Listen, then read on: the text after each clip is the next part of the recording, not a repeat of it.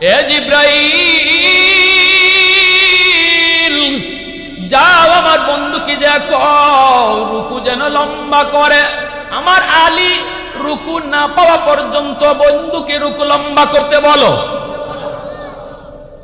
জিব্রাইল আমিন এসে কই, নবী গো, আল্লাহ পাকের ওয়ার্ডার, আপনি মাথা তুইলেন না, রুকু লম্বা করেন, রুকু লম্বা করেন, কারণ আপনার আলী এখনো জামাতে শরীক হতে পারে নাই রাস্তায়। সুবহানাল্লাহ জোরে। আপনার আলী এখনো রাস্তায় জামাতে শরীক হতে পারে নাই, রুকু লম্বা করেন। নবীজি তো নামাজের ভিতরে কথা বলতে পারেন না, নবীজি তো রুকু লম্বা করতেছেন, কিন্তু কেন আলী কেন দেরি করলো এই কথা তো নবী নামাজে বলতে পারেন না। অর্ডার পেয়েছেন, আল্লাহর নবী রুকু লম্বা করা শুরু করছেন, পিছনে সাহাবায়ে কেরাম তারাও এরকম রুকু লম্বা করতেছেন। কেউ তো কিছুই বুঝে না, কিছুই জানে না, কেন আল্লাহর নবী এত লম্বা রুকু করেন, জানার তো কথাও না। এইদিকে নবীর পাশে দাঁড়ায় রয়েছেন জিব্রাইল আবিদ।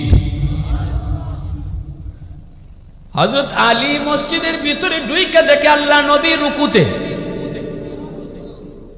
আলী তো চিন্তা করে গেলেন, হায় হায়, আমি তো ভাবছিলাম রুকু পাবো না, এখন দি দেখি নবীজি রুকুতে আছেন, কপাল তো আমার বালা। সাথে সাথে রুকুতে শরীক হয়ে গেছেন, মনের ভিতরে শান্তি।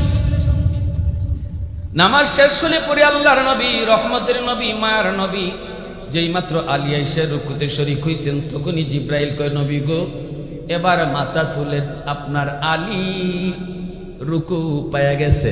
সুবহানাল্লাহ, আরেকটু জোরে কন্যা সুবহানাল্লাহ, আল্লাহু আকবার। নামাজ শেষ হলে পরে নবীজি মিম্বরে বসলেন। মিম্বরে বসে নবী বলতেছেন, সাহাবীরা সামনের দিকে আগাও। নবীজি সামনের দিকে সবাইকে আগাইতে বসলেন।